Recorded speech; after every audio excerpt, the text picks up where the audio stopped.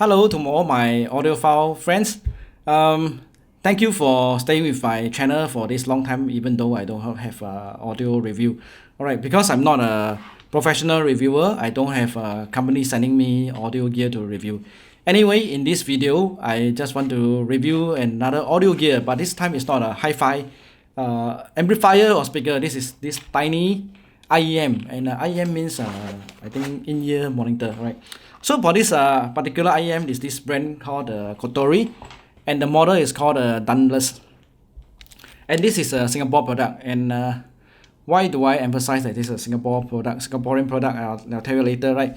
But before I continue this video, right, I especially want to thank my faithful supporter, my subscriber, Budget Audiophile, right? This video is for you. Okay, so this Kotori Dunless, right? This IEM is in terms of in the world of IEM is considered a budget IEM. Okay, it cost me 76 Singapore dollars, but I bought this about a few weeks ago. But when I check the price again, it has actually increased to $90 excluding shipping. So got a good deal. To me, it's a good deal. All right.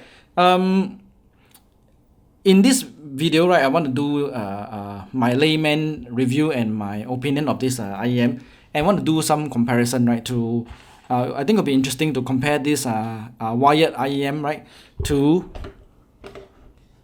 these three Bluetooth earbud, right? So the first one is this Sony XM3, is a previous model, and have this edifier. This edifier earbud is a gem and it's very affordable. And then of course, how can we forget this very famous China brand KZ, their S1, also a previous model.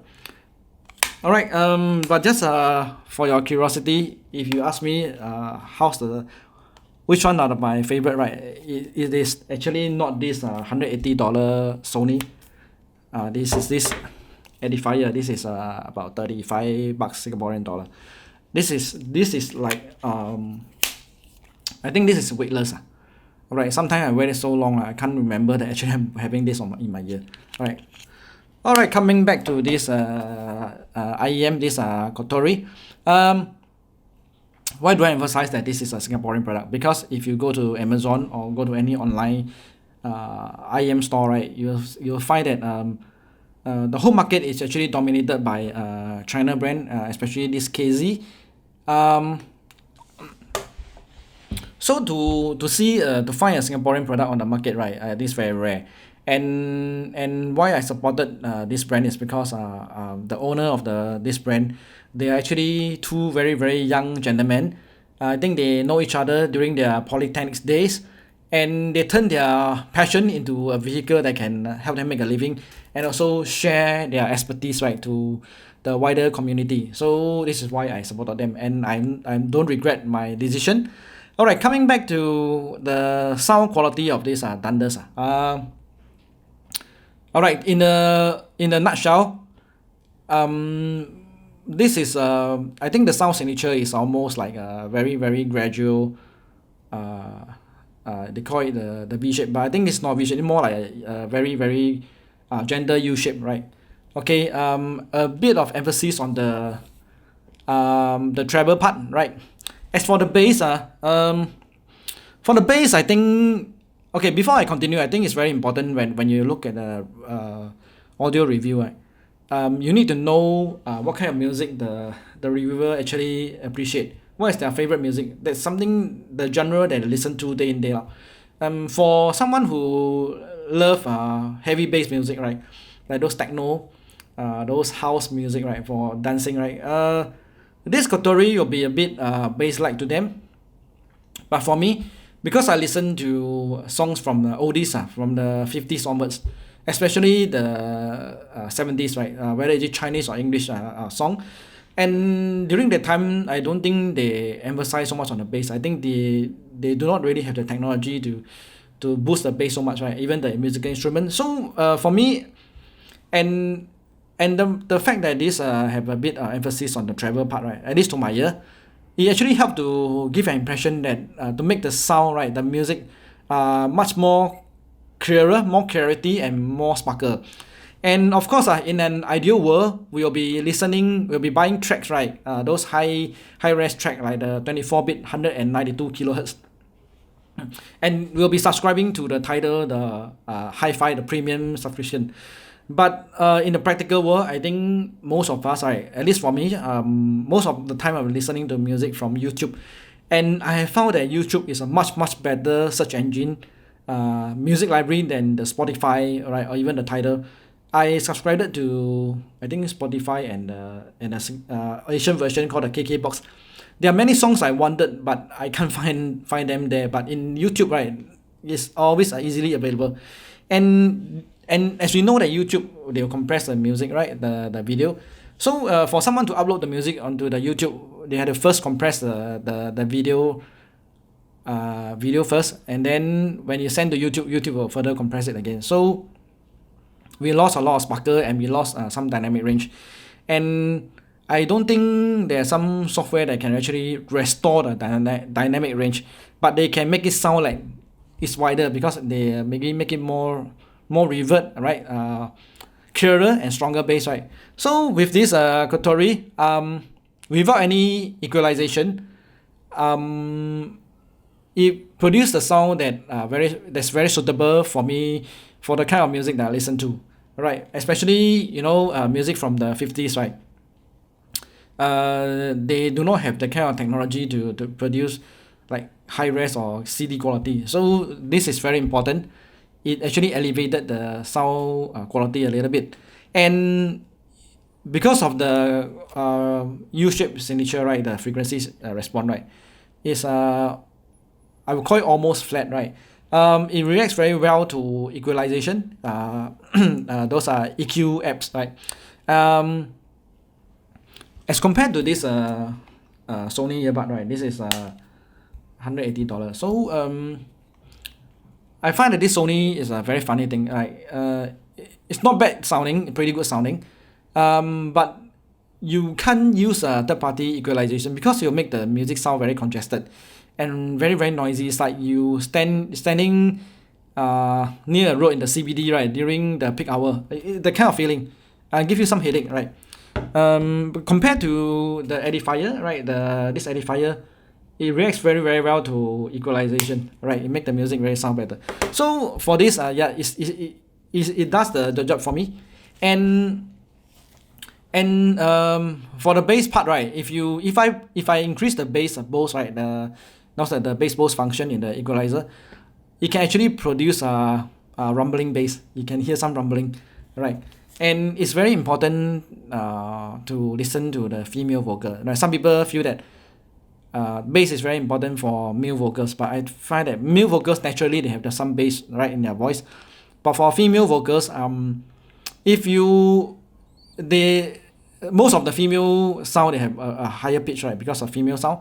And if you emphasize more on the treble part, then you make the singer, let's say the artist is about 50 or 60 year old, you make them sound like they are 20 over year old, which is different, very different. So if I will adjust add more bass, right, then you'll sort of balance out the sound a little bit, and that actually produce a very pleasant sound, very nice kind of music quality for me. And just for fun, right, I want to compare this with this headphone. Alright, this is the PSB brand. PSB is from Canada, and this model is called M4U. Same thing.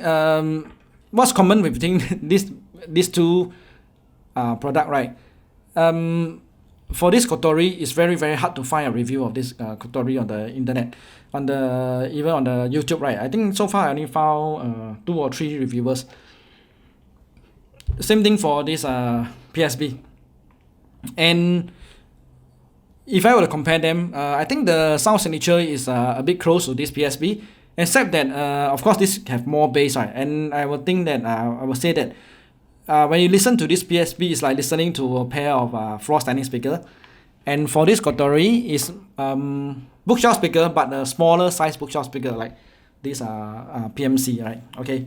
There are some bookshelf speaker that can produce very very good bass, but this is not. This is like the smaller speaker, but I still have good bass. So